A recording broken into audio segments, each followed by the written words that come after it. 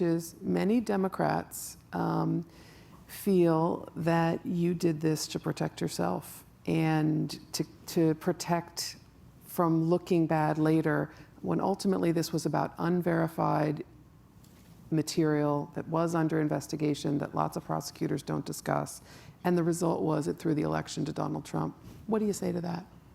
I get why they say that, but I hope what they'll do is imagine themselves sitting where we sat on October 28th and tell me what you would do and why.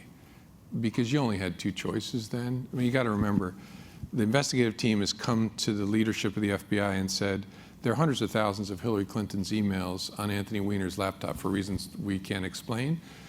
And we think there may be the missing emails from her first 3 months as Secretary of State when she was using a BlackBerry, and we had never found those emails, any of the BlackBerry emails. And so if there was ever going to be evidence that she knew and had been told, don't do this, it would likely be there. And so you've got the investigative team saying, not only do we need to reopen this, our result may change. And so the question I'd ask people is, so what do you do? And I only saw two options. I could speak about it and tell Congress what I had said under oath repeatedly was no longer true, or I could conceal that fact. Both of those are horrible options, one more horrible than the other. Speaking is horrible, bad, really bad. Concealing is catastrophic, in my view, because think of what will happen to the institutions of justice if you hide from the American people that you know something they relied upon is a lie now, that they can move on, there's nothing there.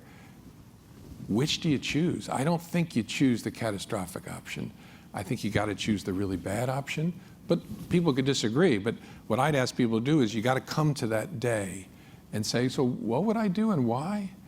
And the notion that it's about protecting myself doesn't make any sense to me. Because if I was about protecting myself, what I would have done is written a memo to the Attorney General and the Deputy Attorney General saying, over to you.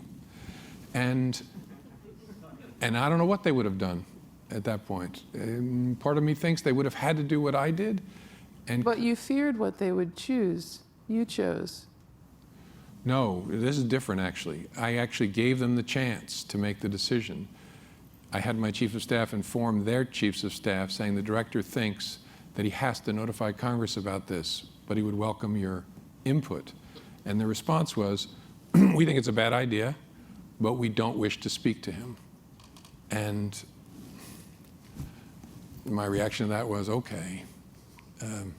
And I was tempted, as I said in the book, I was actually tempted in that moment to say, you know what, tell them I've decided that it's their decision, just to see what they would do, or I've decided I'm not going to say anything and see what they would do.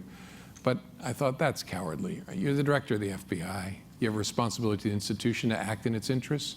And so I really don't think this was in my personal interest. I think you have to be a little nuts to think that. But I think it was in the institution's interest. And the only way to save the institution, because of what would happen to that institution, no matter who's elected president, if Hillary Clinton's elected president, you have concealed from the American people a hugely material fact. And she would be, by some lights, an illegitimate president the moment she's elected. Donald Trump's elected president. The FBI acted to try and help his opponent by concealing the fact that you had restarted the investigation. Either of those, in my judgment, is a catastrophic outcome for the institutions. Now that you've seen the result, do you feel sort of damned if you do, damned if you don't? You're now viewed as the person who helped elect President Trump, and before you were worried about looking like you elected an illegitimate Hillary Clinton?